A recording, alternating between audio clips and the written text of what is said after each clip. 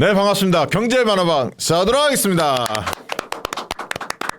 매주 목요일날 저녁 늦게 8시 반에 뵙기로 했었는데 조금 사정들이 생겨서 이번 주도 좀 오전에 부득이하게 좀 진행하게 된 점 양해를 좀 부탁드리고요. 정식 방송은 금요일날 7시에 예정대로 올라갑니다. 가급적이면 이제 저녁에 뵐 수 있도록 노력을 하겠습니다. 자, 오늘도 두 분 모셨습니다. 이광수 대표님 자리했고요. 안녕하세요, 이광수입니다. 네, 박시동 대표님 자리했습니다. 네, 박시동입니다. 네, 반갑습니다. 날이 많이 추워졌어요. 어제 겨울이에요? 집회장 갔다가 여의도 갔다 네네네. 죽는 줄 알았네 밤에. 엄청 체감 온도가 어제 한 10도 정도, 영하 10도 정도 되는 것 같은데 네. 발이 군대 갔을 때 느꼈던 거 있잖아요. 발가락이 시리라는 거 그거 어제 처음 느꼈어 다시 네, 모처럼. 고생하셨네요. 네. 자, 오늘은 흥미있는 이야기를 좀 꺼내봐야 할 것 같은데 일단 정치가 주식에 어떤 영향을 미치는지 그거를 역사 속에서 우리가 과거 역사 속에서 좀 한번 살펴볼 필요가 있어요. 그래서 이광수 대표님이 흥미로운 이야기를 좀 꺼내실 것 같은데 흥미롭더라고요. 저도 자료를 보면서 역대 정부의 주식 등락했던 것들을 이렇게 쭉 보면서 앞으로 그럼 내년은 어떤 상황인지도 연결돼서 얘기하고 또 정부의 어떤 조치들이 지금 준비되고 있고 그것이 과연 또 저 제대로 갈까? 네. 뭐 이런 부분도 좀 짚어봤으면 좋겠습니다. 폼을 좀 열어주시죠. 일단 뭐 최근에 주식시장 보시면 아시겠지만 뭐 변동성도 좀 커졌고 그리고 뚜렷한 방향성을 잡지 못하고 있는데요. 보통 연말에는 그런 모습을 좀 보이고 또 하나 보셔야 될 게 뭐냐면 지난번에도 말씀드렸듯이 어쨌든 올해 시장을 주도한 게 외국인이었는데 외국인들이 시장에서 좀 빠지고 네. 이렇게 특히 이제 매도가 이어지면서 변동성이 있습니다. 그런데 이게 이제 지속될 거냐 그런 차원에서 저희가 이제 내년 전망이라든지 방향성을 좀 이야기해 봐야 되는데요. 이게 이런 거죠. 그러니까 우리는 우리나라에 있기 때문에 우리나라가 대단한 것처럼 생각되죠. 네. 근데 주식시장에서 우리나라가 대단하지 않아요. 그 시장이 작죠.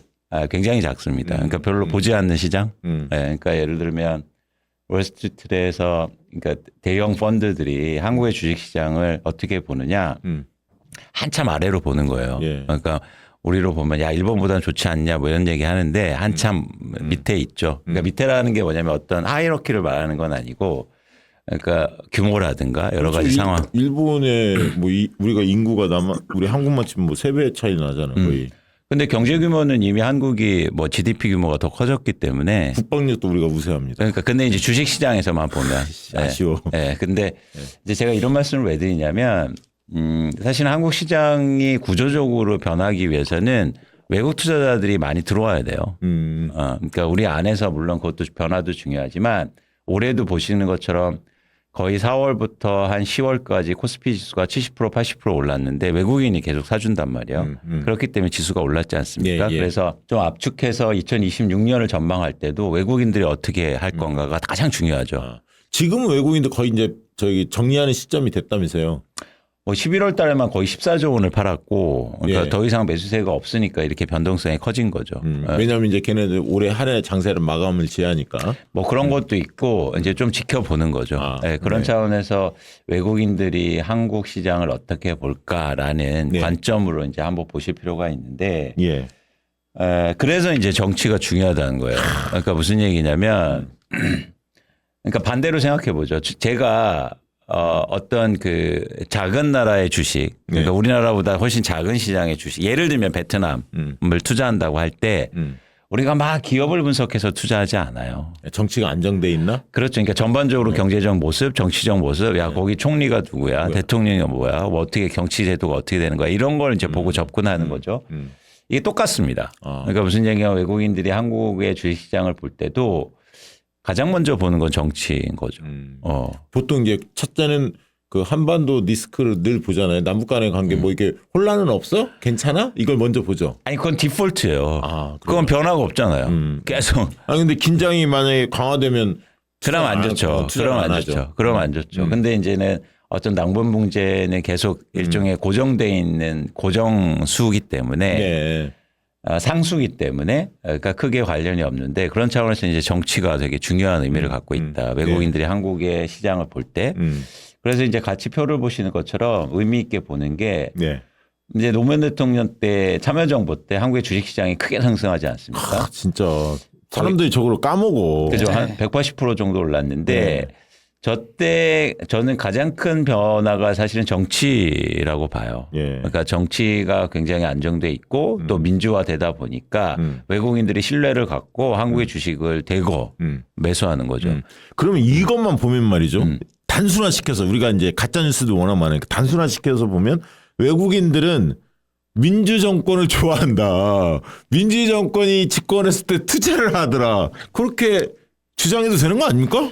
그러니까 이게 왜냐면 예를 들어서 미국에 있는 투자자들이 예. 사회주의 국가에 무슨 투자를 하겠습니까? 그렇지. 예, 그렇지. 그렇죠. 예를 들어서 그리고 막 권위주의 국가나 이런 나라를 투자 잘 안 하죠. 그렇죠. 민주주의가 더 빨리 발전하고 예를 들어서 정착되고 안정화된 나라를 더 선호할 테고 네. 그게 예를 들어서 내가 투자할 때도 가장 안전판이 될 테니까 네.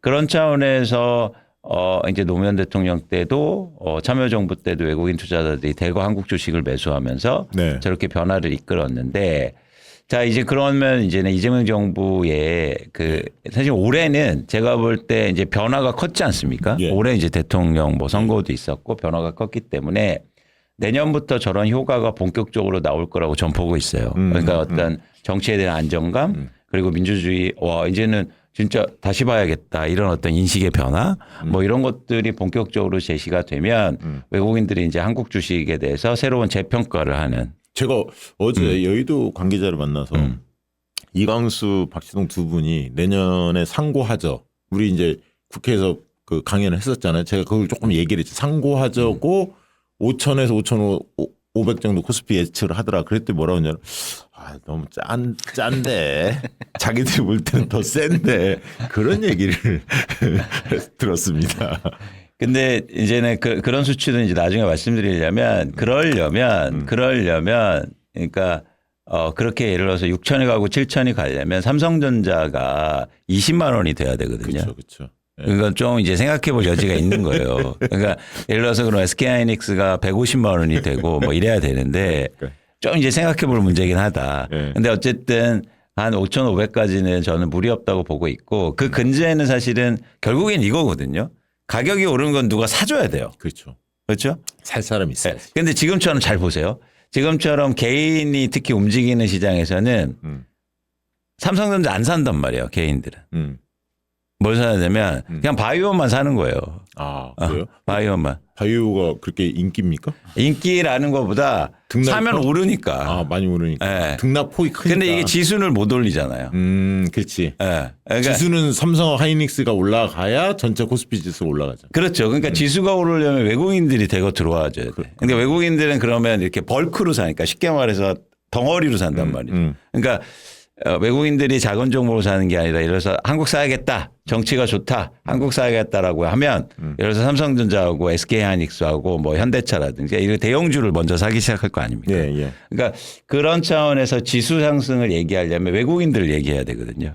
그래서 이제 외국인을 말씀드리는 거고 외국인들이 어떤 정치의 요소를 굉장히 크게 보고 있다. 그런데 이제 참여정부 때 그 주가가 오른 이유가 한 3가지 정도가 있는데 예. 표를 한번 보여주시면 아까 표 다시 한번 올려주십시오. 네. 그러니까 그때가 뭐냐면 다음 장 한번 보시면 다음 장. 예.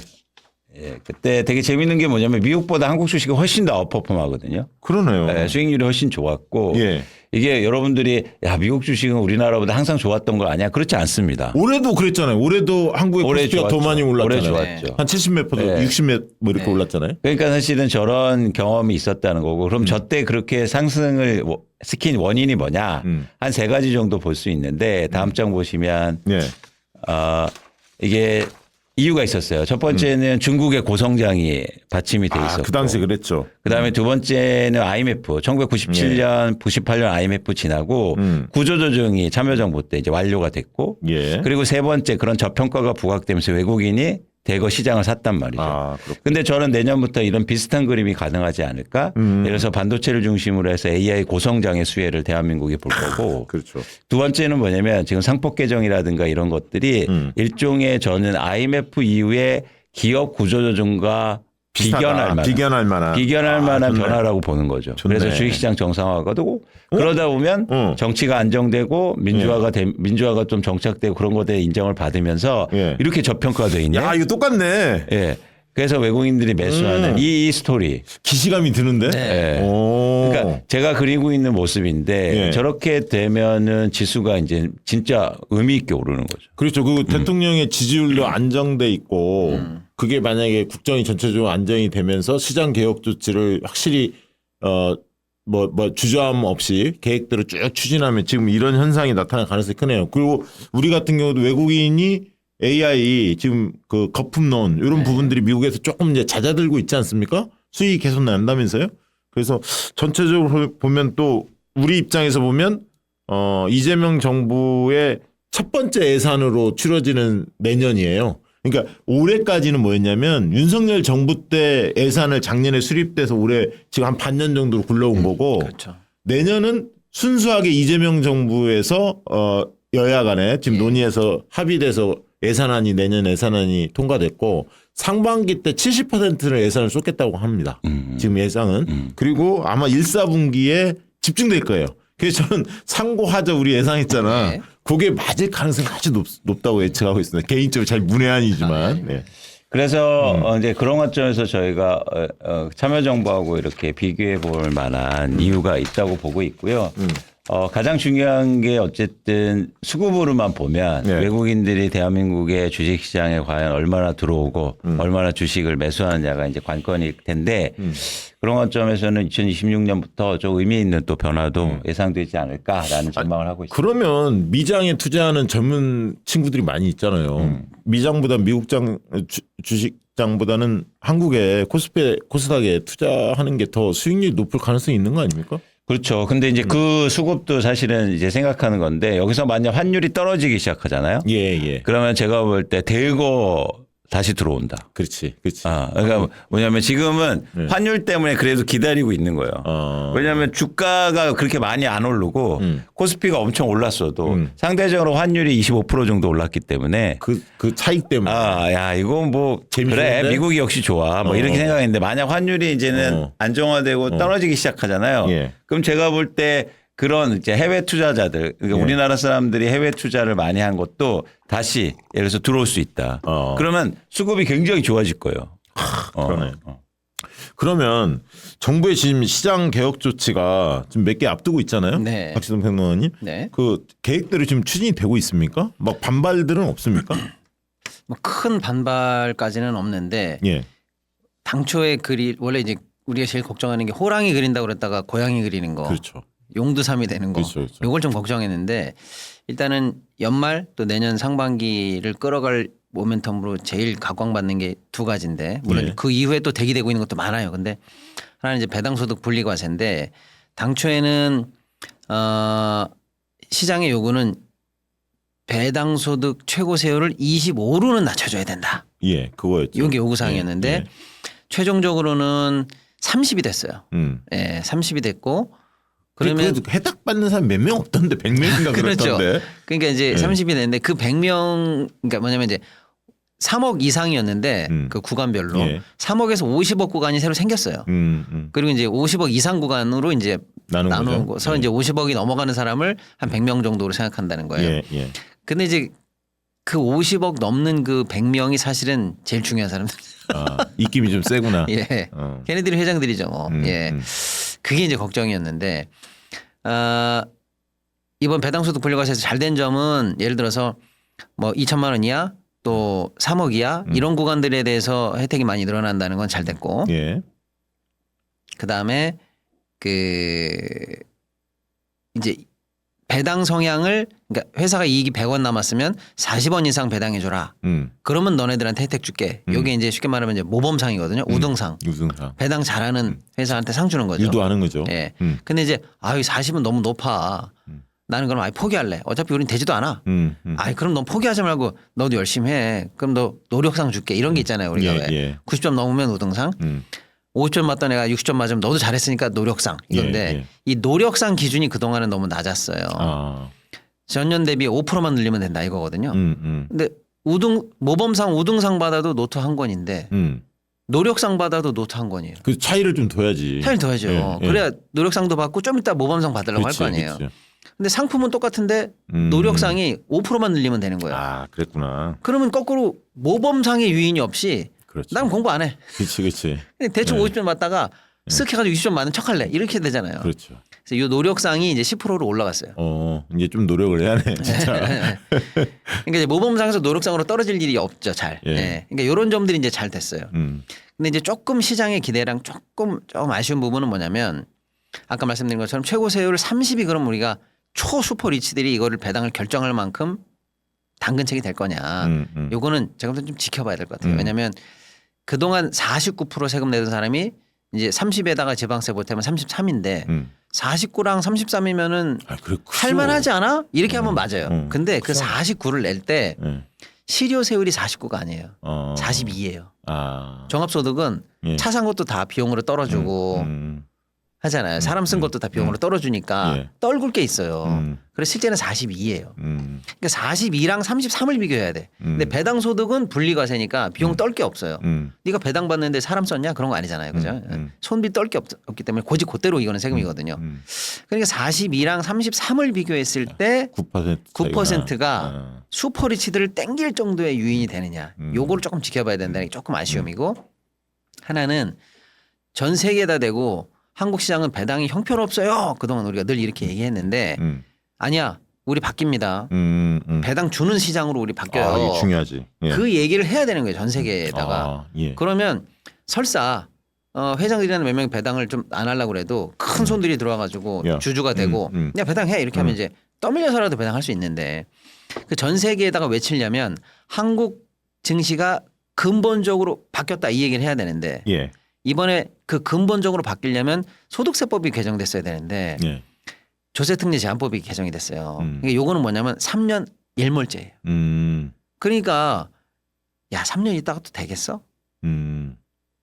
이제 겨우 배당 내년에 좀 해보려고 그러다가 3년 일몰되면은 또 안 하겠지?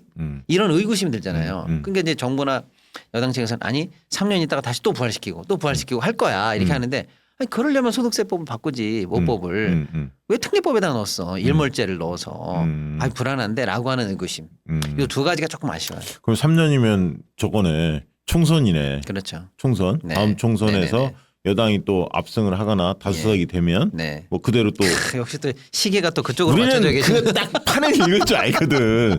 야 여당에 배팅해 이 얘기야. 다음 총선에도 민주당이 아, 그렇게 표 던져라. 네. 아이, 정무적인 판단이 제가 좋습니다. 예. 아무튼 그래서 그 두 가지는 아쉽고 그래도 큰 진전은 있었다. 이렇게. 자사주 소각은 자사주 소각도 어떻게 돼가고 있습니까? 지금 법률안이 계속 나오고 있어요. 예, 그래서 예. 지금 한 6개까지 법률안이 나왔어요. 그러니까 이 6개를 묶어서 어쨌거나 통화심사에서 하나의 안으로 통과는 되겠죠. 통과되는데 아무 문제 없어요. 그러니까 예를 들어서 새 자사주 앞으로 새로 온 자사주는 다 소각이야. 제가 볼 땐 이거는 다 어떤 법률로 봐도 다 문제 없어요. 괜찮아요. 근데 이제 기존에 있는 거 어떻게 할 거야? 아 기존에 있는 거. 기존의 거 그거 막 이거를- 팔아버리잖아 지금. 그러니까요. 그러니까 예. 이거 어떻게 이거 소각하는데 유예 기간 얼마나 줄까? 6개월 줄까? 1년 줄까? 1년 6개월 줄까? 그 다툼이구나. 요 다툼 하나가 있는데 그걸 1년을 주든 1년 6개월을 주든 그 주는 사이에 쏠랑 팔아버리면 못할 거야 또. 그렇지. 그죠? 지금 예. 막 그렇게 나타나잖아. 예, 주주들한테 주는 게 아니고 지네들이 이익 실현을. 예, 어떡할 거냐. 예. 이게 이제 문제예요. 그래서 이거를 강력하게 막는 하나의 가장 최근에 입법 발의된 안건이 하나 있는데 그거는 야 전환 사채를 돌리지도 말고 팔지도 말고 아무것도 하지 마. 주주들에게 주총 동의받아서 팔아. 이렇게 강력한 안도 지금 나왔어요. 예. 그러니까 큰 쟁점은 끝났고 기존 자사주를 빼돌리게 하는 것까지 막을 거냐 말 거냐 쟁점이 아직 해소가 안 됐어요. 여기 좀 기다려 보셔야 되고 또 그게 하나는 그러면 한 1월달에 끝나는니까. 네네네. 센 안이 들어왔더라고요. 그다음에 또 하나는 의무소각 그걸 해야 된다라고 할 때 예외 사유가 있어요. 회사를 위해서 남겨놓는 거. 예를 들면 뭐냐. 임직원 스톡옵션 보상용 이런 거 있잖아요. 아, 예. 유능한 인재를 우리가 뽑아가지고 회사 주식 주면서 너 열심히 성과하면 줄게. 이런 건 해야지 되잖아요. 그렇죠. 그런 예외 사유를 써놨거든요. 그건 또 법망에 또 피해 가려고 그걸 또 꼼수 부리는 사람들이 나오잖아. 그 예외 사유 중에 현재 들어있는 예외 사유가 뭐냐면 회사의 경영 목적상 필요한 경우. 포괄적으로. 벌써 딱 느낌이 안 좋죠. 포괄적이잖아요. 이것도 이걸로 해가지고 코걸이로 해가지고 귀걸이. 다 도망간다 이거잖아요. 마치 우리 검찰 개혁할 때 등 하나 넣어가지고 이 지경 된 것처럼. 그래서 이거는 빼야 된다 이거. 요게 쟁점이에요. 그러니까 기존 자사주 처분까지 막을 거냐. 유예 기간은 1년 6개월 줘도 상관없는데 빼돌리지만 말게 해라. 요거가 들어가느냐. 지금 발의된 안중에 한 법률안만 여기 들어가 있어요. 그다음에 아까 말씀드린 것처럼 포괄적으로 경영 목적으로 다 돌릴 수 있게 이거는 말이 안 된다. 이거는 빼라. 요게 되느냐. 요 두 가지가 쟁점이 있는데 요건 좀 지켜보시고 우리가 여론을 좀 모아주시죠. 예. 그리고 이건수 대표님 스테이블 코인 어디가 주도권을 잡냐 했더니 결국 은행 쪽 한국은행의 입김이 센 것 같아요. 그쪽으로 좀 방향이 잡히는 것 같죠. 뭐 언론에 의해서 그런 얘기들이 좀 나오고 있는데 좀 아쉽죠. 예. 아쉽죠. 왜냐하면 이 스테이블 코인은 산업하고 연결이 돼야 되는데 금융 그렇죠. 쪽으로 되면 예. 어떻게 되냐면 그러니까 금융 쪽으로 된다는 건 뭐냐면 이제 원화 스테이블 코인이잖아요. 예. 그러면 대한민국 원화가 글로벌하게 경쟁력이 있느냐? 없죠. 예, 좀 생각해 볼 여지가 있단 말이죠. 예. 그러니까 무슨 얘기냐면 그러니까 이게 이 스테이블 코인이 예를 들어서 글로벌화 되고 뭐 이렇게 다 써야 사실 예를 들어서 뭐 의미가 있는 건데 그래야 이제 원화의 예. 가치도 예. 올라가고 예. 이런 건데 원화를 그러니까 이거를 금융적으로 푸는 순간 그런 경쟁력이 없어지잖아요. 그러니까 동남아라든가 막 이런 데서 한국 지금 근로자 많이 오잖아요. 그리고 여행객들도 오고 이런 사람들이 광범위히 써야 하잖아. 맞아요. 근데 걱정이네. 그러니까 산업적으로 그러니까 산업 자본도 들어가고 산업에서 이제 풀어야 되는데 그런 지점이 좀 어떻게 고려가 되느냐. 그러니까 이제 스테이블 코인을 우리가 원화를 빨리 하자 지금 이런 예, 거잖아요. 예. 그러니까 속도가 중요하다라는 속도론자들이 있고 저 같은 사람. 그다음에 아니야. 원화 1,000원이랑 뭐 코인이랑 하나를 바꿔야 돼? 뭐 100원이랑 하나를 바꿔? 그리고 가치가 늘 똑같아? 그럼 그거 돈이네. 100원을 그냥 바꾼 거잖아 모양만. 예. 그럼 돈이잖아. 그거는 내가 관할해야지. 통화니까. 준 통화니까. 이게 이제 한국은행 예. 같은 신중론자들. 요 그렇죠. 쟁점이거든요. 신중론이냐 속도론이냐. 예. 근데 우리 방송인자께서 편하게 말씀드립니다만 이 속도론자들은 지금 다 깨졌어요. 깨졌더라고. 다 졌어요 지금. 그렇더라고. 그래서 아마 스테이블 코인 신중론자가- 기대했던 분들 있잖아요. 네. 신중론자들의 완성이 돼 버렸어요. 한국은행과 이 소위 말하는 이제 이 은행권의 이 힘을 뒤엎은 쉽게 말하면 이제 모피아 일부 이쪽이 이겼다고 저는 봐요. 그래서 어떻게 됐냐? 코인을 만드는 시장과 이제 유통하는 시장. 예. 여기 이제 둘로 나눠 본다고 하면 일단 만드는 시장은 현재 나와 있는 당정 간 협의된 안이 은행이 하던가 은행이 51% 지분을 갖고 51% 이상 갖고 있는 컨소시엄이 하든가 해라라는 거예요. 사실상 은행만 만들어라는 뜻이랑 마찬가지예요. 그러니까 예를 들면 핀테크 아까 이근 대표님 말씀하신 네이버나 카카오페이 산업자본들 뭐 이런 등등. 얘네들은 하지 마 이거나 마찬가지예요. 아니면 은행 밑으로 꼬봉으로 들어와서 돈 만대 이거잖아요. 그러니까 이제 발행을 한국은행과 한국은행 말 잘 되는 은행 이 시장만 주체로 잡겠다 이거예요. 굉장히 사실은 좀 아쉬운 부분이죠. 그렇죠. 근데 이제 왜 그러냐면 첫 번째는 얘네들의 압력이 일단 커진 거고 둘째는 만약에 스테이블 코인 시장을 은행이 아니고 다른 데가 만약에 먹는다면 우리가 이제 은행에다가 돈을 맡겨야 되잖아요. 은행업은 사실 별게 아니에요. 돈을 유치하는 순간부터 은행업이 시작되는 거예요. 뭐 예금으로 잡든 뭐 자유입출금으로 잡든 어쨌거나요. 남의 돈으로 장사하는 게 은행업이 시작이거든요. 예. 근데 이제 우리가 월급을 받든 뭘 받든 은행에다가 일단 맡겨놓는데 이제 코인으로 환전하기 시작하면서 은행에 앉는다. 예. 그건 자칫하면 은행업의 어떤 근간에 대해서 좀 우리가 붕괴갈 가능성까지 염두에 둘 수는 있어요. 예를 들어서 이론적으로. 그러니까 이제 은행들은 그 꼴은 못 보는 거죠. 그러니까 이제 정부도 그래 살려는 드릴게.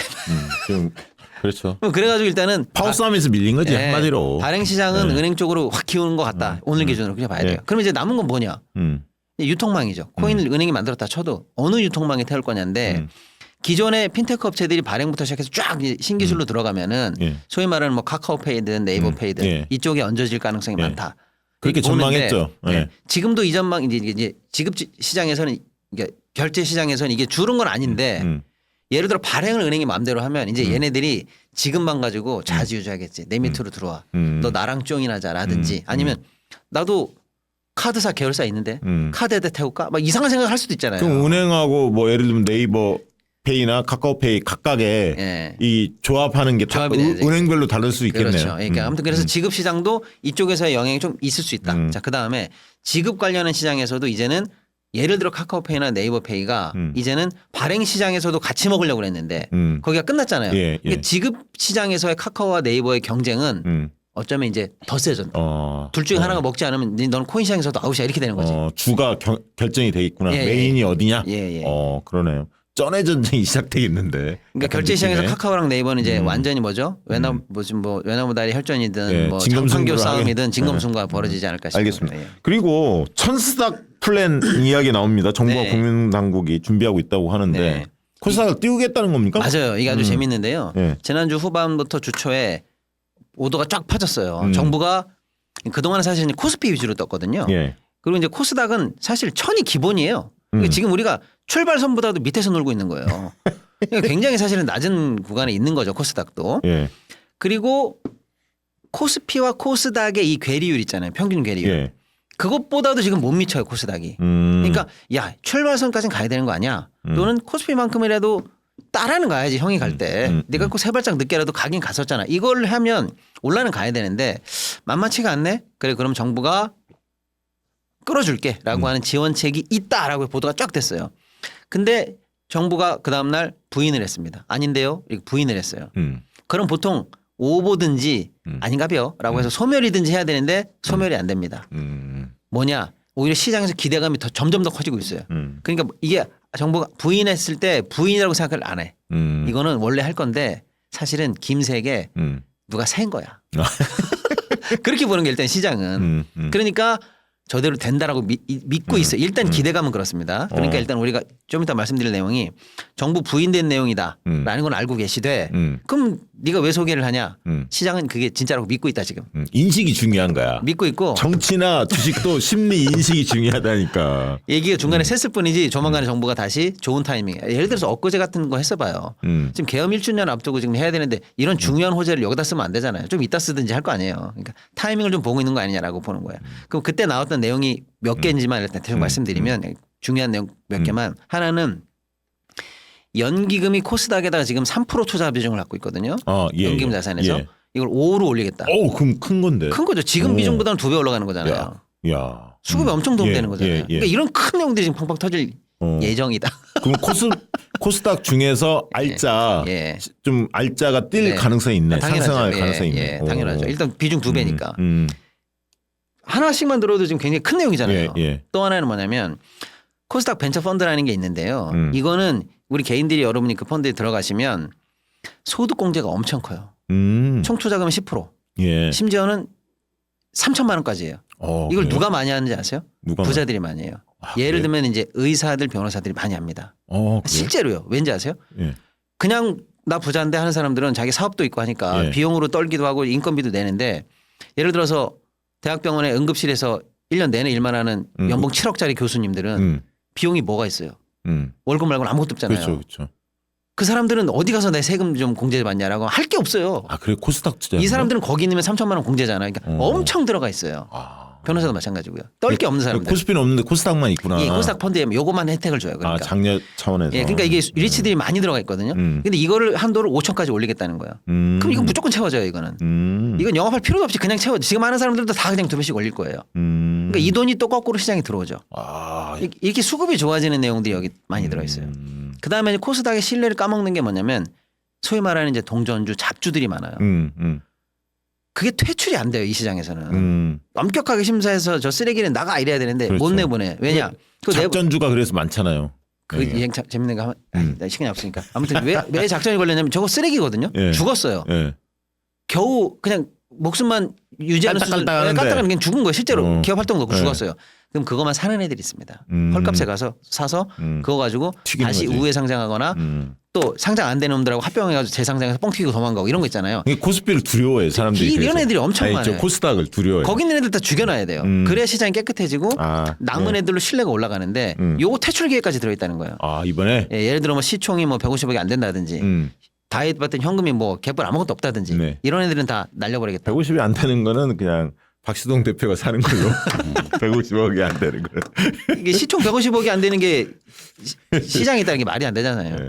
이런 계획들이 여기 들어있어요. 그러다 보니까 이거는 약발이 맥힌다라고 봤는데 바로 정부가 부인했거든요. 근데 이거 부인 못해. 야, 그러면 이렇게 되면 할 거야. 이렇게 지금 생각하는 이렇게 거예요. 되면 원래 이제 코스피 아까 삼성전자, 하이닉스 이런 대형주 네. 그리고 이제 주도주들 이런 주들이 떠야 아까 외국인들이 쫙 두르면서 같이 떠줘야 하는데 이게 이제 먼저 눈길이 갈 것 같고 네. 근데 그것만 쳐다보기에는 지금 정부가 코스닥까지도 붐업을 시키려고 네. 정상화 시키려고 하는 네. 거기 때문에 네. 오히려 선택의 폭은 굉장히 넓어졌다. 이렇게 볼 수도 있겠네요. 그래서 지금 이런 얘기들이 솔솔 나오기 때문에 예. 지금 코스닥 관련해서 900 초반대까지 오늘 얼마예요 지금 실시간으로 920까지 갔던데 예.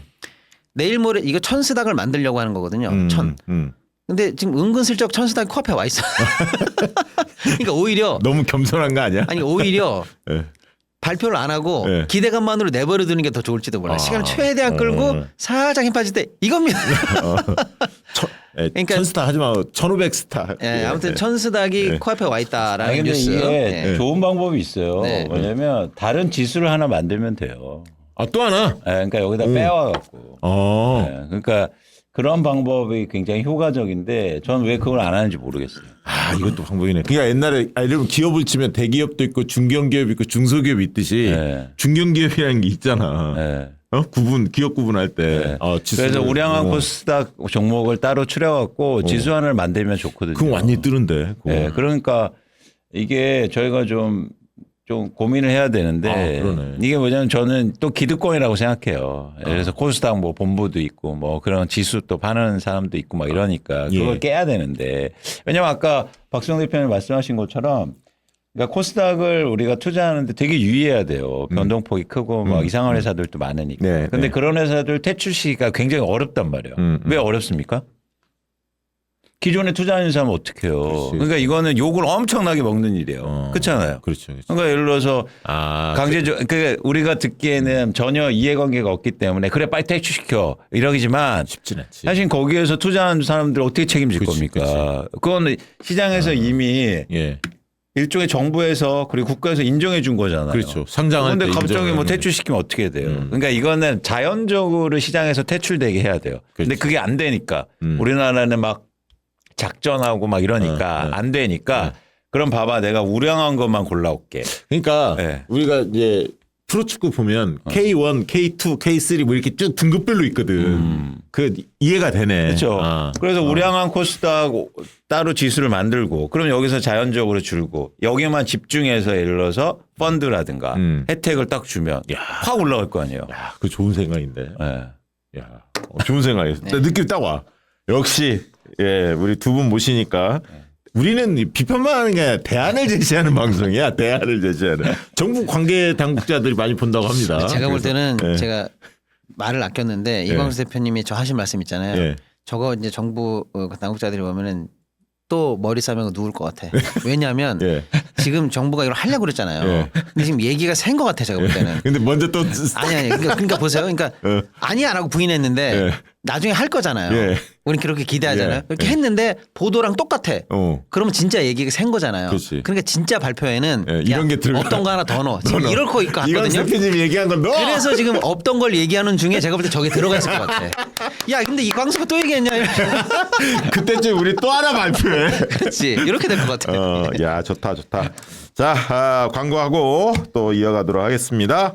고마 그라제 스페인 스피릿.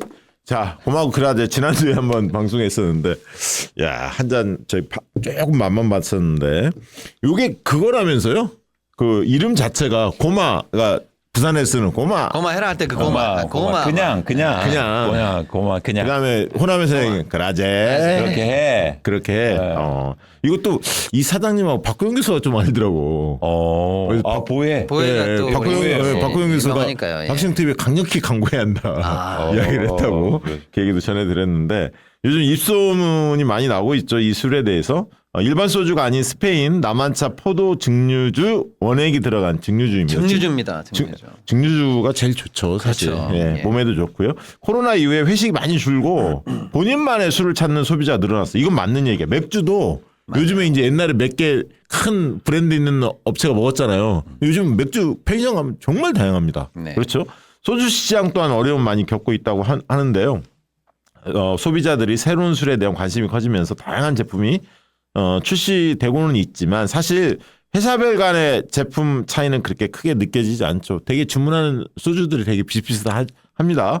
그런 흐름 속에서 그런 변화 속에서 탄생한 술이 바로 고마 그라제입니다. 외국 술처럼 생겼지만 스페인 전통 증류주인 오르오에서 영감을 받아서 한국의 반주 문화에 맞게 재해석된 술입니다. 이게 수입 술이 아니라 우리나라에서 만든 술이에요. 영감을 얻어서. 예. 오르오를 마실 때 사용하는 잔 주피또라고 잔이 있어요. 잔도 이 주피또가 한국의 소주잔과 닮아 있어서 더 친근하면서도 또 색다르게 즐길 수 있다고 합니다. 식사와 술을 곁들이는 스페인식 식문화와도 우리가 자연스럽게 다 있다고 하는데요. 와인 베이스로 은은한 향이 정말 좋은 증류주인데요. 연말연시 송년회 많이 열리지 않습니까? 그럴 때 고마가라제 한번 즐겨보시면 좋을 것 같습니다. 스페인 항공권 외에 스페인 감성 경품들이 걸린 이벤트 또한 진행 중이라고 하니까요. 유튜브 더보기 링크에서 꼭 확인해 보시기 바랍니다. 한번 맛보시면 좋을 것 같아요. 저도 그때 잠깐 봤었는데 그 뒤에 조금 먹어봤는데 이게 좋아. 좋아요. 저희도 먹어봤어요. 이거. 네. 이거 먹고 취했어요. 네, 취하면 안 돼. 그 오크통 냄새랑 예. 포도향이 약간 포도향이 나죠. 은은하게 어울리는 게 맞아요. 좋습니다. 좋습니다. 향이 좋아요. 그리고 약간 뭐랄까 또 도수가 좀 있으니까 예. 좋더라고요. 자, 두 번째 코즈코즈 두부베개. 이거 두부베개는 뭐 우리 오늘도 배고 왔어요. 오늘도 쓰고 있는 늘 쓰고 있는 겁니다. 이게 진짜예요. 내돈내산 이광수 대표. 네, 리얼 후기. 리얼 후기. 리얼 후기입니다. 여러분의 수면 건강 책임질 특별한 베개죠. 수면 전문가가 2년 동안 설계하고 개발한 코즈코즈의 두부 베개입니다. 상당히 열기가 뜨겁죠. 1년 중 가장 큰 혜택인 블랙 프라이데이가 시작되었다고 합니다. 코즈코즈에서도요. 최근 많은 사랑을 받으면서 품절 대란을 겪고 있는데요. 이제 배송 걱정 내려놓으시고 그동안 고민하셨던 분들 1년에 딱 한 번인 블랙 프라이데이 기회 놓치지 마시고 지금 구매하시기 바랍니다. 왜 이렇게 인기냐? 지퍼 열어주세요. 히든넥이 있는데요. 들어있어요. 거기에 듀얼 서포트 칩이 있는데 그걸 색깔이 좀 다릅니다. 그걸 안에 또 칩이 이렇게 칩이 두 가지가 있는데 그걸 어떻게 넣느냐에 따라서 높이가 달라지죠. 그래서 개인의 체형과 취향에 맞게 높낮이, 베개 높낮이 조정할 수가 있고요. 무엇보다 목이 좀 굉장히 편한데요. 후두부와 얼굴 쪽은 부드럽고 보건력이 좋은 3D 화이버 소재로 만들어서 어떤 자세에서도 편안하게 주무실 수가 있습니다. 포근하지만 꺼짐없는 3D 코튼으로 경추를 지지해줘서 어떤 자세에서도 잠자리가 편하다는 후기가 쏟아지고 있고요. 품절 사태가 이어지고 있다고 합니다. 최대 56% 특별가를 지금 실시하고 있고요. 박시영 TV에서만 진행하는 이벤트죠. 베개 커버 계속 선물로 드리고 있으니까 커버도. 블랙 프라이데이 혜택도 놓치지 마시고 꼭 한번 구입하시면 좋을 것 같습니다. 이거 베개 커버 있습니다. 자, 이거 좋죠, 확실히. 요즘 베개 얘기 안 한다니까요. 만족도가 높아서. 보통 이제 전에는 저번에도 말씀드렸는데 네. 이렇게 베개 좀 바꾸자. 베개 좀 왜 이렇게 좋은 거 없어? 이런 얘기 했는데 요즘엔 집안에서 베개 얘기를 전혀 안 하고 있습니다. 그렇습니다. 저희는 심지어 아이들까지 다 써요. 저희도 마찬가지입니다. 아이들 다 쓰고 있는데 좋아해요. 그리고 요즘에 근데 문제가 하나 생겼어요. 뭐냐면 하나를 더 사야 될 것 같은데. 왜요? 아니 강아지가 자꾸 쓴다고 그래서 뺏어가요. 뺏어가? 자기도 편하구나. 자기가 여기 앉아 있어. 편하니까. 자, 그래서 알겠습니다. 강아지용으로 하나 만들어 주시기 바랍니다. 하나 또 선물 드려야겠다. 연말 맞아서. 미국 유동성 장세를 조금 짚어주시죠. 네, 한 두 가지 정도 사유가 있는데 네. 일단은 QT가 종료됐습니다. QT가 뭐냐면 돈 푸는 거 그게 QE 예. 양적 완화거든요. 예. 그거 반대가 QT예요. 긴축. 그럼 지금 긴축이 종료됐다는 거예요. 예. 긴축이. 쉽게 말하면 춥게 만드는 거잖아요. 긴축이니까. 그렇죠. 에어컨 같은 거예요. 야 얼려 뭐 이런 거죠. 더워? 얼려 이거예요. 긴축. 그런데 그 에어컨 버튼을 종료하면 뭐예요? 이제 QT를 종료한다는 건 끈다는 거예요. 예. 껐어요. 예. 그럼 그 다음은 뭐예요? 풀리는 거잖아요. 따뜻해지는. 그렇죠. 그러니까 QT가 종료됐다는 건 종료만으로도 긴축이 끝났다는 거고 그 다음 수순은 뭐냐? 시차를 물론 두지만 당연히 이제는 에어컨 버튼을 끄면 지금 겨울이잖아요. 보일러 버튼을 눌러야죠. 그러니까 내가 이게 특이한 게 고용 시장이 어제 뭐 미국에서 안 좋다 그러니까 네네네. 금리 인하 가능성이 바로 나오더라고. 그렇죠. 그러니까 이제 흐름상 그렇게 예상하는 거죠 시장이. 또 그렇게 하라고 압박도 넣는 거예요. 나 그렇게 본다. 그래서 일단 QT가 종료된 거는 유동성적으로 보면은 이제 풀리는 단계로 넘어가기 위한 현재 그런 기간에 들어간 초입이다 이렇게 보시면 되고 그 정책의 이 정합성 수미 상관이 맞는 게 다음 주에 있을 이제 미국의 금리 결정인데 현재 기준으로는 89%까지 인하 전망이 올라갔어요. 아 그러면 내리겠네요. 그러니까 이제 근데 이제 연준 위원들 숫자만 놓고 보면은 거의 반반인데 예. 그래서 아직 아무 소리를 안 하고 있어. 조금 조심스럽긴 한데 이렇게 기대가 높아지는 건 뭐냐? 연준 보고 들으라는 거예요. 그렇지. 우리는 이쪽으로 배팅했다 간다. 이미 다 믿었다. 그러니까 니네도 이렇게 결정해라. 이런 취지고 그다음에 이제 연준 내에서 조금 발언권이 센 분들 예를 들면 2인자라고 할 수 있는 뉴욕 연방은행 총재 같은 사람들 또 샌프란시스코 은행 같은 총재 같은 사람들이 그냥 대놓고 얘기했어요. 지금 인하해야 돼. 이렇게 얘기를 했고 트럼프도 압박이 세겠네. 트럼프 압박이 요즘 센데 지지율이 워낙 30몇 프로 나오더라고 트럼프 예. 지지율. 어저께 또 무슨 일이 있었느냐면 이제 해시시라는 사람이 있는데 이 양반이 차기 연준 의장이다. 이렇게 그냥 트럼프가 얘기를 해버렸어요. 포텐셜 연준 이 체어맨이다. 이렇게 딱 얘기를 해버렸어요. 이 사람 연준에 세워놓고 공개적으로. 예. 그러니까 이제 이 사람이 조만간에 연준에 들어가면 어떻게 되느냐. 그냥 무조건 인하해 이 사람은. 그렇지. 근데 이 사람은 보통 비둘기가 아니고 슈퍼 왕비둘기. 그러니까 뭐 지금보다 더 왕창 내려야 된다는 사람이에요. 그러니까 그 정도로 이제 정책적 압박이 세게 갈 거다라고 하니까 물론 일단은 그렇게 다 되지는 않겠지만 서서히 완화를 하겠지만 좀 더 네. 속도가 빨라질 수는 있겠네요. 그게 이제 어쨌거나 미국 쪽으로는 예, 유동성 장세로 이제 확실하게 간다. 키는 넘어가지 않냐 이렇게 일단 보는 겁니다. 그럼 우리로서도 상당히 좋은 거 아닙니까? 주식시장으로만 친다면 어떻습니까? 아니 근데 말씀드렸듯이 예.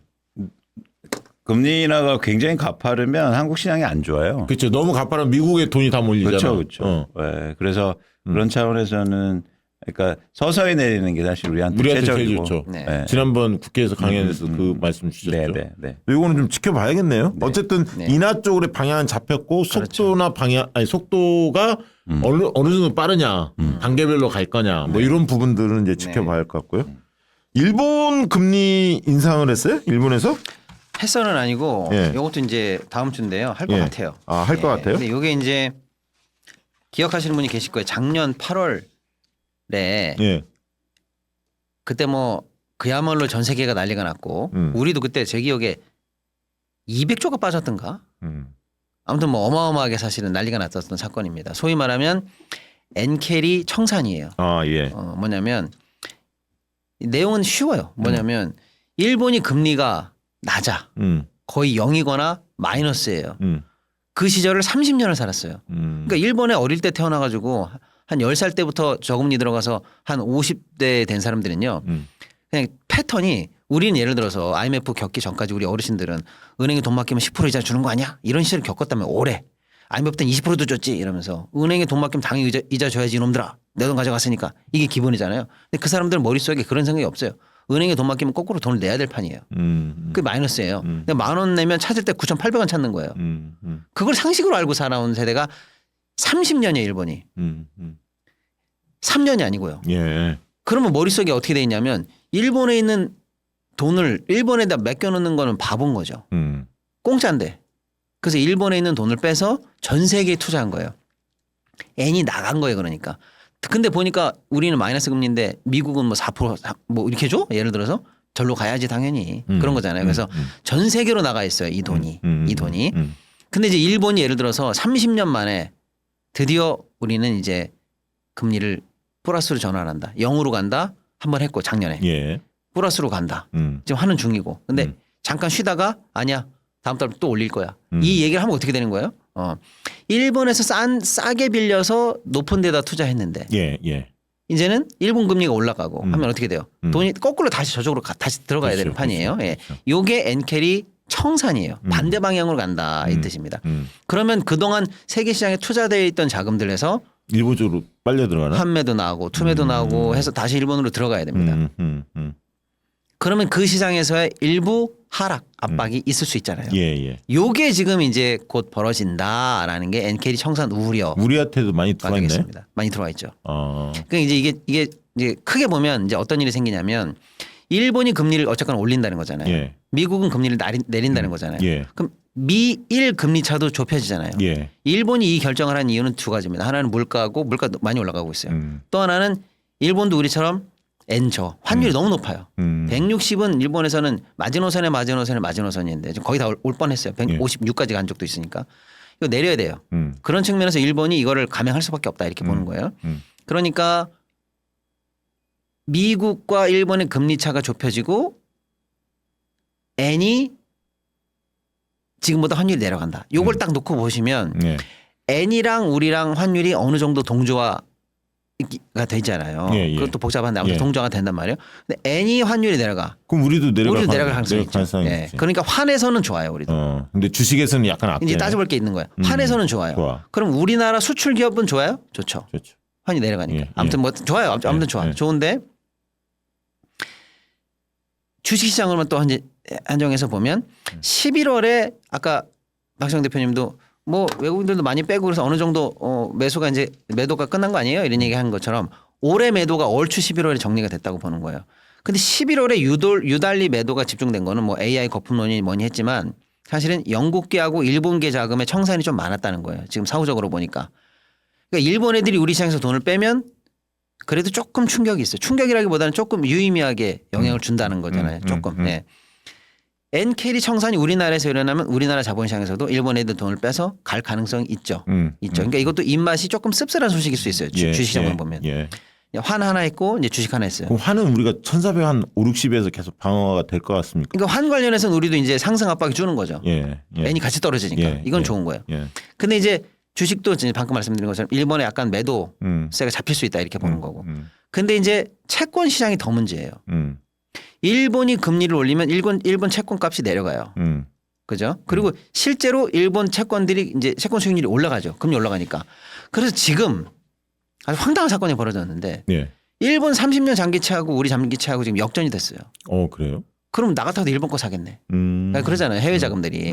그러니까 우리 채권 시장 안 그래도 어려워가지고 제가 맨날 어렵다고 그러잖아요. 예. 예. 그래서 지금 뭐 죽을 똥 살똥 지금 하고 있는데 여기다가 내가 이제 엔켈이 맞으면은 또 일본 금리가 더 올라가면 우리 채권 시장에서는 더 악재다. 이렇게 볼 가능성이 좀 있죠. 예. 근데 되게 중요한 얘기인데 그 이제 다음에 한번 또 관련돼서 저희가 논의를 좀 해볼 필요가 있는데 그래서 대한민국은 사실은요 금리를 올리는 걸 좀 고민해야 돼요. 예, 예. 그러니까 거시경제 안정을 위해서.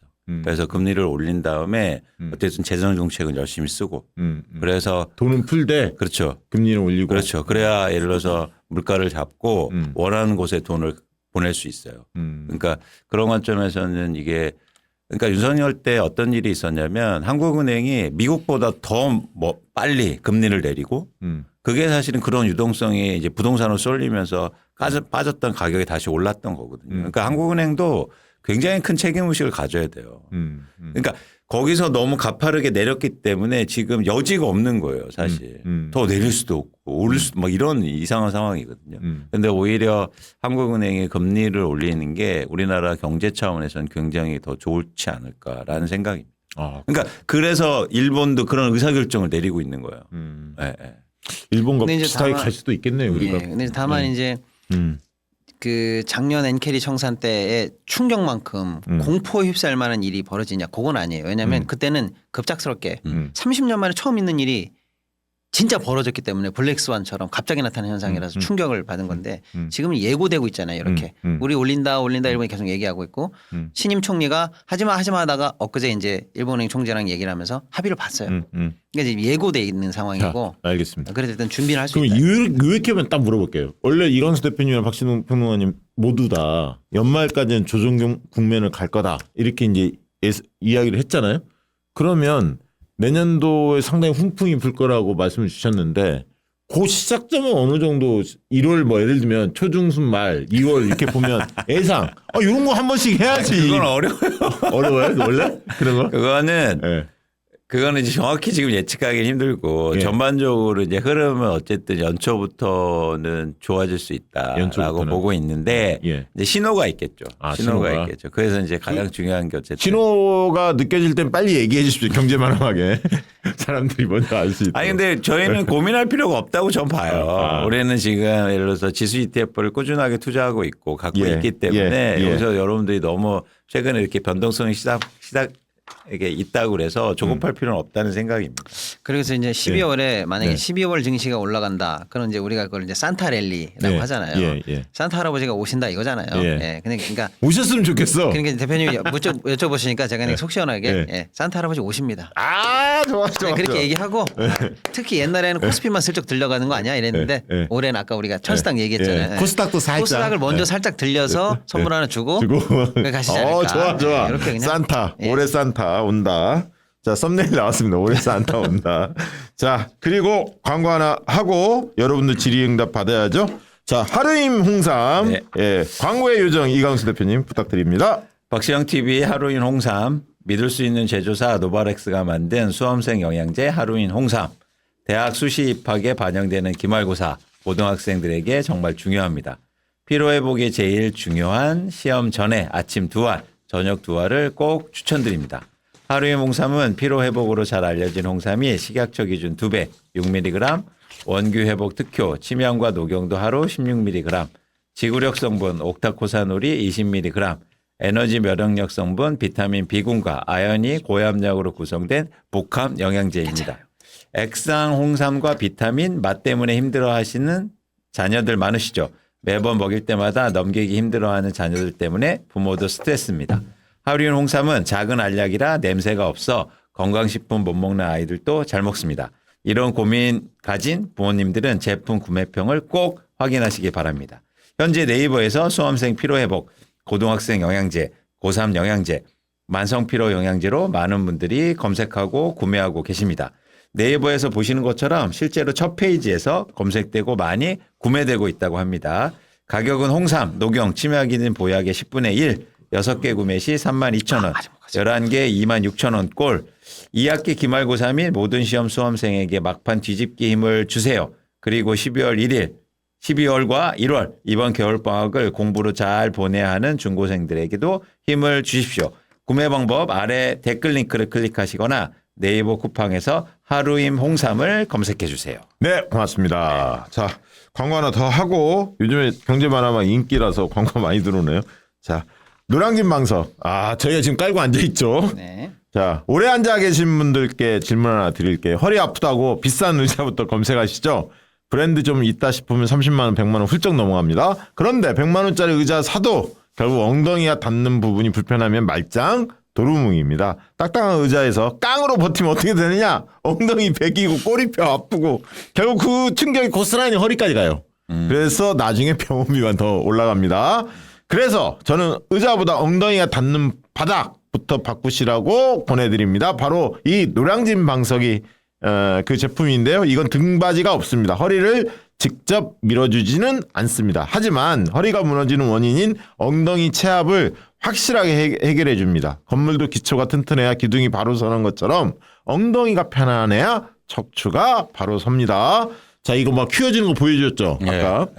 이 안을 보시면 이게 핵심 기술인데요. 파란색 특수 젤과 하얀색 고밀도 메모리 폼 이 두 가지가 딱딱한 의자와 내 엉덩이 사이에서 완벽한 완충제 역할을 합니다. 젤은 엉덩이 열을 식혀주고요. 메모리 폼은 짓눌리는 꼬리뼈와 엉덩이 살의 압력을 싹 분산시켜줍니다. 100만 원짜리 의자의 착석감을 단돈 3만 원대 어디든 들고 다니며 다 쓰실 수가 있습니다. 맞아요. 의자는 100만 원인데 이거 이게 3만 더 원대. 난데. 예. 예. 그 유튜브 더보기 및 고정 댓글 링크 클릭하시면 구매하실 수가 있고요. 네이버 쿠팡 검색창에서 노량진 방석 입력하시면 됩니다. 전화 주문은 070-4647-0962입니다. 노량진 방석. 아, 이거 좋아. 아, 그러네. 저도 계속 우리 지금 지금 저희 세 명 다 앉아 있어요. 앉아 있는 편안하죠. 너무 좋아요. 예. 이거는 특히 허리가 안 좋은 우리 박신홍 대표님한테 빨리 선물해 드려야겠다. 이거 빨리 해야 돼. 자, 여러분들 질의응답 좀 받도록 하겠습니다. 쭉 한번 올려주시기 바랍니다. 자, 앞에서부터 질문 주신 분들 쭉 한번 살펴봐야겠는데 신규 회원들 많이 들어오시는데요. 제니추 데몬 슬레이어분, 자작나무, 그다음에 HJ님, 육미애님, 아다나 똥코님, 이보민이, 신미애님, 여르님, 신규회원 가입해 주셨습니다. 고맙습니다. 슈퍼챗 보내주신 분들 강무길님 고맙습니다. 그다음에 티쿤님 고맙습니다. 거금 보내주셨네 10만 원이나. 세은이님 너 10만 원. 다 좀 큰 손들이 많이. 큰 손 좀 시장이 괜찮았나 봐요. 아무튼 감사합니다. 포스코 퓨처엠 다른 걸로 타도 좋은 생각인가요? 3년 전에 있던 70주 보기 싫어서요. 포스코 퓨처엠 아는 주식입니까? 네, 그럼요. 지금 유명하니까. 네. 뭐 갈아타도 좋은지 물어보네. 그러니까 개별 주식을 저희가 좀 말씀드리기는 힘들고 네. 어쨌든 저기의 방점은 뭐냐면 보기 싫다는 건데. 그러니까 보기 싫으면 새로운 일을 하시는 게 좋아요. 그냥 안 오르고 약간 떨어지고 계속 그랬구나. 아니면 막 엄청 빠져 있고. 이러니까 보기 싫으면 자꾸 주식에 대한 애정이 떨어진단 말이에요. 맞아. 더 좋은 게 많은데 지금. 그렇죠. 그러니까 그런 새로운 일을 하시는 걸 추천드린다. 그래서 네. 방점은 저기 보기 싫어하는 걸 빨리 해결하는 게 맞아. 좋아. 기분이 좋아야 돼 일단. 맞아요. 그렇죠. 네, 맞아요. 심리야. 에드라이님 다트 전자공시 시스템 제대로 쓰는 법 정리 부탁드립니다. 기업마다 일일이 찾아야 하나요? 종합적으로 보는 방법이 있나요? 그러니까 이게 그러니까 어떤 기업을 내가 투자할 때 예를 들어서 이제 두 가지 방식이죠. 하나는 뭐냐면 내가 어떤 회사에 관심이 있다. 이제 회사가 특정되는 거예요. 아까 말씀드린 것처럼 포스코 퓨처엠에 내가 관심이 있다. 그럼 포스코 퓨처엠의 전자공시 시스템에 가셔서 그 회사의 사업 보고서를 보는 게 가장 좋은 방법입니다. 그런데 이 방법은 이제 그 기업만 보시면 되는 거니까 중요한 게 후자인데요. 예를 들어서 PBR이 낮은 회사들을 추려봤더니 10개예요. 아니 한 20개로 할게요. 20개입니다. 그러면 20개 회사의 전자공시를 다 일일이 찾기에는 사실 굉장히 힘들단 말이에요.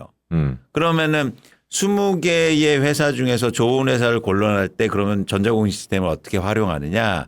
그거는 그 방법은 따로 있지는 않고 어쨌든 똑같이 사업 보고서를 보셔야 되는데 전체를 보는 것보다 중요한 걸 보시는 게 의미가 있습니다. 그러니까 거기서 중요한 거가 뭔지 내가 이걸 뭘 봐야 되는지를 미리 파악하고 보셔야 된다는 거죠. 그래서 지난번에도 제가 나쁜 기업 얘기를 드릴 때 어떤 거냐면 예를 들어서 사업 보고서에서 재무상태표에 현금을 보시라. 그러면 시간이 오래 안 걸리잖아요. 예. 그래서 전자공시 시스템을 활용할 때 사업 보고서를 우선 찾아라. 근데 개별 특정 종목이면 다 보는 걸 추천드리고 여러 개 중에서 골라야 될 때는 내가 뭘 봐야 될지를 특정하고 조사하시라 이런 말씀을 드립니다. 네, 고맙습니다. 일단 저 질문이 네. 기업마다 일일이 찾아야 하나요? 귀찮아요? 누가 좀 한 번에 뽑아가지고 탁 해줬으면 좋겠어요. 예. 그걸 이제 예를 들면 시스템으로 회사들은 만들어 놓죠. 근데 이제 그러면은 발전이 없어요. 오히려 방금 이광수 대표님 말씀하신 것처럼 그 노력을 조금 귀찮아도 하세요. 습관이 돼야하는구나. 예, 뭐 어떤 기업이다 그러면 근데 지금은 다트 공시 보는 것도 예를 들어서 귀찮아하실 수도 있는데 제가 제 강의 때 얘기하는데 다트만 볼 게 아니에요. 저건 기본이에요. 신문 기사 봐야죠. 애널리스트 리포트 봐야죠. 예를 들면은. 예. 근데 딱 찍은 기업에 대해서 봐야 될 게 사실은 더 많아요. 그러니까 그걸 계속 부단히 조금씩 보면서 눈이 튀어가는 연습을 좀 하셔야지 그때 발전이 있는 겁니다. 그래야 그 숫자 바뀌는 뉘앙스도 딱 잡을 수가 있고. 부담되시면 그냥 코덱스 200 이런 거 하세요. 네, CS랜님 말씀 들으니까 시민의식이 성장하면 자본시장은 따라오는 것 같습니다. 박시영TV는 소중하다. 고맙습니다. 시청자 질문 받겠습니다. 승자님 카카오페이 마이너스 12%라고 살 때는 확신이 있어서 샀는데 요즘 나오는 뉴스를 보니 의심이 들기 시작하고 국민연금도 안 들어가 있더라고요. 팔아야 할까요? 이것도 개별 질문이긴 합니다만 아까 그렇게 아까 저희가 말씀드렸죠. 예, 당초에 얘기했죠. 카카오페이 뜬 거는 스테이블 코인이 이제 정권 시작하고 바로바로 들어오고 예. 그러면 일단 먼저 약간 이슈를 선점한 감이 있어서 바로 이제 흐름을 탔었는데 지금은 일단 이슈가 약간 힘이 빠지는 중이고 페이 시장에서 네이버가 죽기 살기로 지금 달려들 생각이에요. 그러니까 누가 이길지는 지금 약간 아직은 현재 예측하기 어려운 상황이다. 이렇게 보시면서 조금 보수적으로 보셔야 될 것 같아요. 네. 두 번째 질문 주신 분 소주33님 생 초보자에서 큰 맥락으로 알려주신 세 가지 주식으로 추려놓고 비커에 담긴 물처럼 마음이 너무나도 잔잔해졌는데 질문도 줄어갑니다. 관심은 늘 가지고 있지만 이 증상 괜찮은 거죠? 아, 소주님 진짜 좋습니다. 좋아요. 근데 네. 근데 관심을 계속 갖고 네. 그 한번 종목을 한번 늘려보세요. 아, 그때 원래 세 가지가 그거 같은데? 뭐예요? 그때 우리 국회에서 얘기한 그거 아니야? 모르겠어요. 이제 모르죠. 소주님이 어디서 힌트를 받으셨는지 왜냐면 강연마다 그때마다 조금씩 다르긴 아니, 하거든요. 그러니까 뭐 원래 이제 코덱스 200 이거는 뭐 예. 하라는 거고 또 그 배당 관련해서 AGNC 늘 이야기했던 거고 미국 주식은 네. 그다음에 요즘에 나쁜 기업 주목해라 뭐 그 얘기도 하셨고 네. 또 뭐 여러 얘기는 주셨어요. 그렇죠. 삼성전자도 가능성이 있다. 상당히. 하여튼 너무 이렇게 뭐랄까요 잔잔한 것도 안 좋아요. 근데 마음 편하시잖아. 네. 예. 그다음에 노지카 비트님, 그다음에 질문입니다. 마이크로소프트 이슈가 지난번 엔비디아 때처럼 다시 시장에 AI 버블 악재로 작용할까요?라고. 제가 볼 때 그 정도는 아닌 것 같아요. 엔비디아 뭐가 언제 뭐 크게 악재인 적이 있나? 예를 들면 생각해 보면 다 어쨌거나 극복해 가고 있어요. 예, 그런데 이제 산업이 커가면서 언제까지 그럼 엔비디아가 천상천하 유아독존으로 내 GPU만 써. 안 그러면 아무도 못 써. 이런 세상이 영원할 것 같지는 않잖아요. 근데 예. 엔비디아 GPU는 GPU고 구글 TPU는 또 TPU고 이런 것처럼 산업 전체가 AI 버블을 이겨내면서 가고 있는 아직까지는 조금 네. 그래도 긍정적으로 볼 뉴스들이고 지금 마이크로소프트는 지금 영업이 잘 안 돼가지고 영업 목표를 지금 하달했다라는 이제 하향으로 낮췄다라는 게 이슈거든요. 그러니까 장사 잘 안 되나 봐.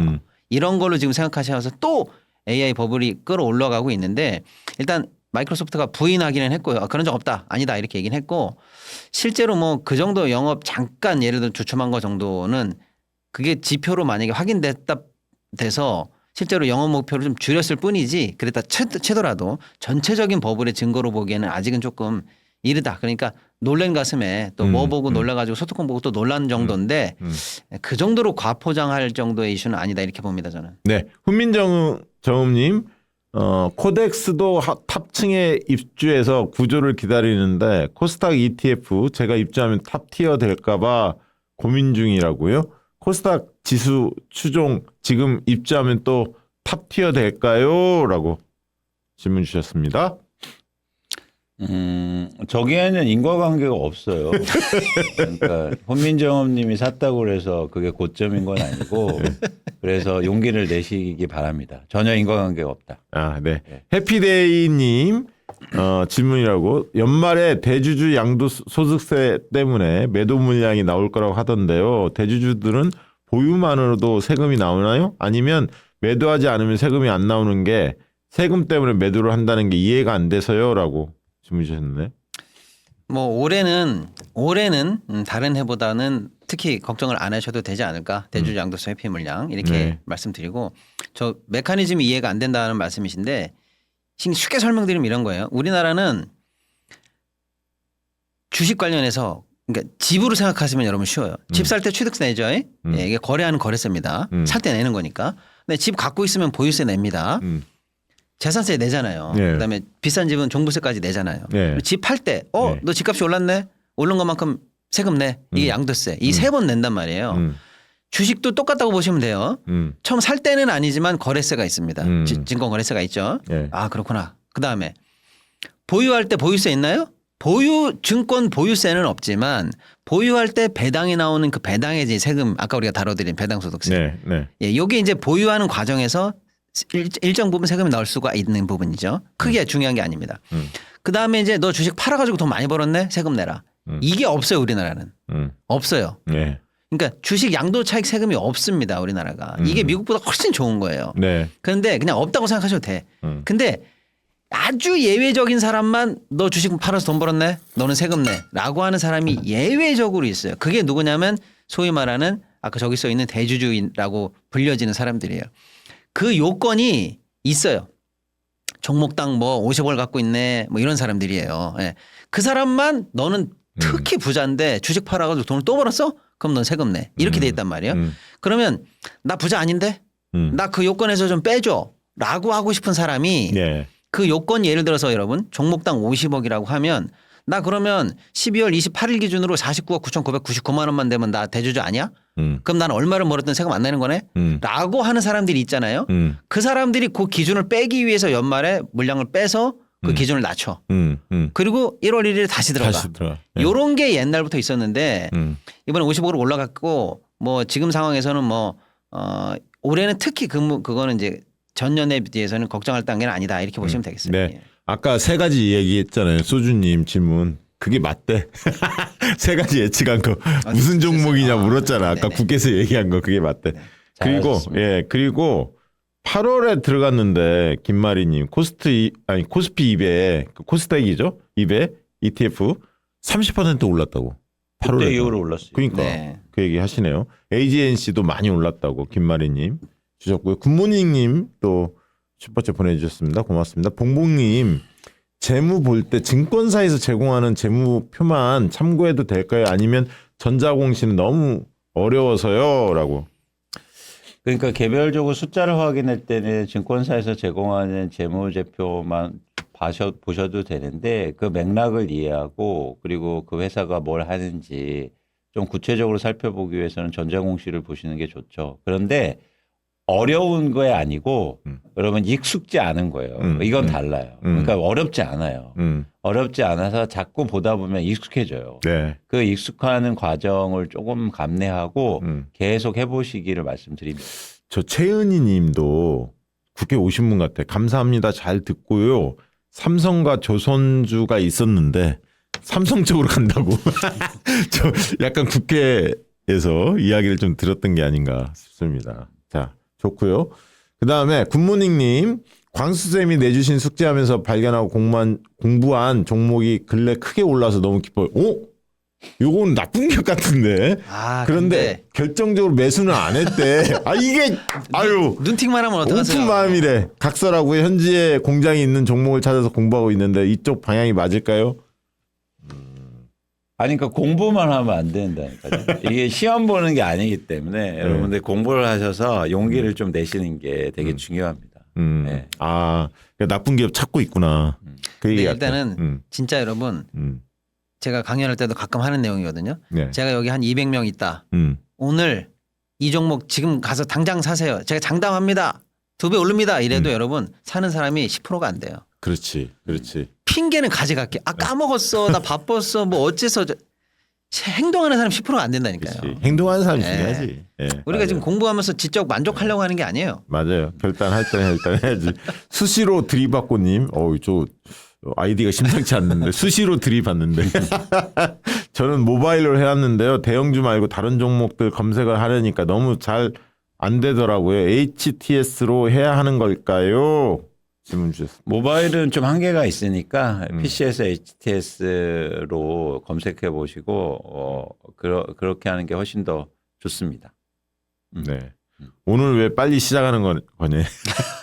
네. 저희가 또 뭔 일이 있습니다. 사정이 좀 있어서. 사정이 있어서. 자, 그리고 또 이제 다 했나요? 질문? 예. 저 요즘 상황에서 이렇게 조정문면에서 매번 이야기합니다만 초보자들 있잖아요. 주화가들. 좀 신경 써야 할 부분은 뭘까요? 주화가들. 심리적으로 좀 도움 좀 주신다면.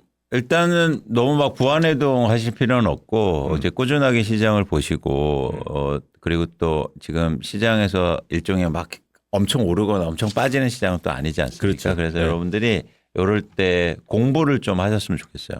아까 이제 공부 말씀하셨는데 어쨌든 그런 공부를 뭐 이렇게 재무제표도 보는 연습도 한번 해보시고 그 시간을 좀 활용하시면 좋겠다는 말씀을 좀 드립니다. 여기서 막 매수하거나 매도하거나 뭐 이럴 시장은 전 아니어서 오히려 공부하는 시간으로 잘 활용하셨으면 좋겠다는 말씀 드립니다. 저 개별 조금- 주식을 좀 말하기는 애매한데 소리님이 간절하게 올렸네. LG 생활건강 많이 물려 있다고 계속 하락 중인데 이게 걱정이 돼서 저런 주식들은 어떻게 봐야 하나요? LG 생활건강?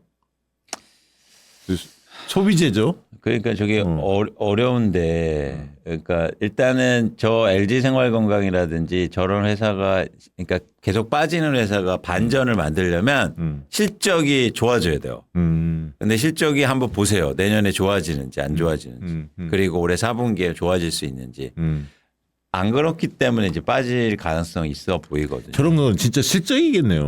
저거는 실적이요. 실적이 모든 걸 말해줘요. 유통하는 데죠. 그렇죠. 유통하는 그리고 이제 수출도 하기 때문에 어쨌든 실적이 되게 중요합니다. 소비재 같은 경우에. 네. 실적으로 네. 판단하셨으면 좋겠어요. 맞아요. 그리고 일단은 그 하고 있는 꼭 저 종목이 아니더라도 종목 만약에 그 회사가 100만 원을 팔아요. 매출이. 그러면 30%는 뭐 소주 팔아서 하고 예. 30은 물 팔아서 하고 30은 뭐 커피 팔아서 한다 이거예요. 그러면 비중이 더 높고 더 많이 올라갈 섹터가 그 자기네 매출 중에서 어딜까? 이걸 봤는데 주력에서 오히려 안 돼. 그럼 밀리는 거잖아. 주력이 예를 들면 소주 파는 회사인데 예. 이거 파는 회사인데 매출이 안 소주 좋아. 매출은 뭐 경기가 안 좋고 어쩌고 저쩌고 해서 안 돼. 그래서 이제 대신에 커피를 틀어가지고 조금씩 올라가고 있어. 예, 이거 안 돼요. 유지는 이건 안 됩니다. 하는데. 예. 주력에서 결국 승부가 나야 돼요. 이제 LG생건이 이 주력으로 하고 있는 데가 아마 뭐 있습니다. 또 그게 지금 실적이 그렇게 좋지는 않은 모양이구나. 그렇게 좋지는 않아요. 물론 이제 최저점은 돌파했어요. 특히 이제 뭐 화장품이니 뭐니 해서 최저점은 돌파해서 전년 또 전전년보다는 조금씩은 올라가고 있는데 옛날에는 그 주력업에서 우리나라 1, 2등이에요. 사실상 1등이었어요. 근데 지금은 1등이 뭐야? 옛날의 명가지 아무것도 아니에요. 예, 그런 측면에서 예, 마켓셔를 옛날만큼 확보하기는 아직 멀었어요. 너무 나쁘게만 얘기했나? 그건 아닌데 아니, 저력이 있고 해낼 건데 이제 이광수 대표님 말씀처럼 실적으로 카바를 지금 하는 모습을 진짜 보여줄 때까지 좀 기다리셔야 되거나 이렇습니다. 아니 저 봉봉 1929님은 되게 감동인데요. 그렇죠. 겨울이 비수기인 자영업자인데 주식 덕분에 견디고 있다고 세 분께 감사하다고 슈퍼챗도 보내주셨어요. 그러니까 이게 저게 이제 선순환이거든요. 그러니까 저런 순환을 만드는 게 되게 중요합니다. 그래서 투자가 필요한 거죠, 여러분. 그러니까 뭐냐면 일도 중요하고 하지만 투자를 하시면서 그런 어떤 변화를 잘 변곡점을 이겨내시는 거. 사실 그러려고 투자하는 거거든요. 많은 분들이 그러셨으면 좋겠어요. 네, 오토모빅 저분은 좋은 질문인데요, 저거는. 경제 만화방 보고 제 노후 인생 진짜 크게 바뀌는 중입니다. 돈 여유 생겨서 여기저기 기부를 많이 하고 싶다고. 이게 뭐 이광수, 박시동 두 분의 생각이죠. 저평가주 말씀 주셔서 구매했는데 배당률이 너무 높아서 배당주로 생각하고 있는데 배당주 경우에도 마이너스 10%면 손절매 해야겠죠? 라고 물어봤습니다. 저거는 그 배당률을 고려해서 수익률을 한번 계산해 보셨으면 좋겠어요. 예를 들어서 배당률이 연간 배당률이 시가 배당률이 한 뭐 7%다. 그러면 마이너스 17%죠. 그렇게. 현대차를 구매했대요, 이분. 그러니까 이제 왜 좋은 질문이냐면 뭐 개별 종목이 중요한 게 아니고 배당주 같은 경우에는 배당이 일단 나오잖아요. 네. 그러니까 그거를 물론 이제 안 나올 수도 있죠. 이익에 따라서. 뭐 그렇지만 배당이 어느 정도 있기 때문에 그 밑으로는 잘 안 떨어져요. 이게 못 먹어도 6%는 배당 나오네라는 걸 깔고 가기 때문에 말이죠. 네. 그래서 아까 말씀드린 것처럼 배당을 붙인 수익률을 계산해서 내가 이걸 어떻게 할 건지 손절 라인을 정교하게 짜셔야 된다라는 거고 또 하나는 배당주를 넣을 때 배당주만으로 나는 예를 들어서 뭐 10%는 무조건 벌 거야 라고 하면은 자기 포트폴리오 안에 네. 전체 종목이 만약에 5개가 있으면 제일 하단에 배당주가 위치하거든요. 보통 안정적이잖아요. 예. 그래서 배당만으로 10%는 벌고 싶어. 배당 이익만으로요. 그렇게 했는데 배당 이익이 시가 배당률이나 이런 것들이 10%가 안 나와. 그러면 그 종목이 안 떨어졌어도 그걸 교체하셔야 돼요. 배당주만으로 내가 드리는 목표가 따로 있어야 됩니다. 배당주 하시는 분들은. 예. 그렇군요. 예. 근데 이건 올해 왜 장사 잘 됐는데 배당 많이 안 해줘? 뭐 공장 설비가 어쩌고 저쩌고 그게 악재가 아니더라도 올해 배당이 안 나왔잖아요. 바꿔요 다른 걸로. 다른 걸로 바꿔요. 네, 배당주 섹터 안에서. 예. 저분 있잖아요. 그러니까 이재명 정부 공약과도 연관된 창투사 투자는 어떨까 이렇게 물어봤거든요. 코스피가 이제 지수 상승을 하니까 네. 창투사 투자 같은 건 어떨까요?라고 물어보신 분이 있네. 사슐리님. 뭐 그 슐레잉. 업계까지 아직 눈 돌리실 상황은 아닌 것 같아요. 예. 아직은. 예. 자 마지막 아까 조금만 올려주셔서 한 분 저기 로봇주 관련해서 지금 로봇 관련주들이 많이 올랐던데 앞으로 성장성을 본다면 이제 시작인 것 같은데요. 그래도 로봇 대장주들이 이미 너무 비싼 것 같다고 기대감이 이미 주가에 몇 년치 성장이 반영되어 있는 걸까요?라고 대홍 단 감자님이. 그렇죠. 뭐냐면 지금 실적이 없어요. 아. 뭐 돈을 버냐, 니들이 뭐 양산을 했냐 아무것도 없어요 사실. 너무 심하게, 기대감으로 뜬 너무 거구나. 심하게 했네. 예. 그렇기 때문에 지금 비싸냐? 비싸요. 그러니까 그러니까 이 비싼 값을 나중에 담보할 만한 회사들이 많이 없어요. 아, 옥석을 가려. 그때도 로- 한번 말씀 예. 주셨어 이 얘기. 그러니까 로봇이다 그러면 이제 어. 이거 테마인가 봐. 코스닥의 4대 테마. 지금 예. 바이오, 반도체 소부장, 2차 전지, 로봇 이게 4대 테마로 잡히긴 하는데 그러니까 로봇인가 봐. 로봇 달고 있는 애들 지금 다 사시는데요. 그거 아닙니다. 그게 아니고 옥석 가려야 되고요. 심지어 남아서 이건 옥이야. 석이 아니어도 걔네들도 이익을 내거나 실적 내려면 한참 남았어요. 그런 부분에서 조금 테마성이 지금 너무 세. 제가 볼 때는. 그러니까 조금 로봇 관련해서는 좀 약간 아직은 달려들 때는 아니다 이렇게 보고요.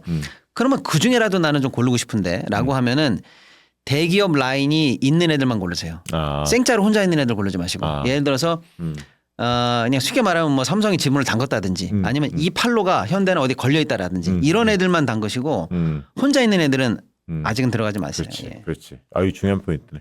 자, 오늘 경제 만화방 방송은 이것으로 마치도록 하겠습니다. 고맙습니다. 감사합니다. 양질의 상품을 착한 가격에 박시영TV.com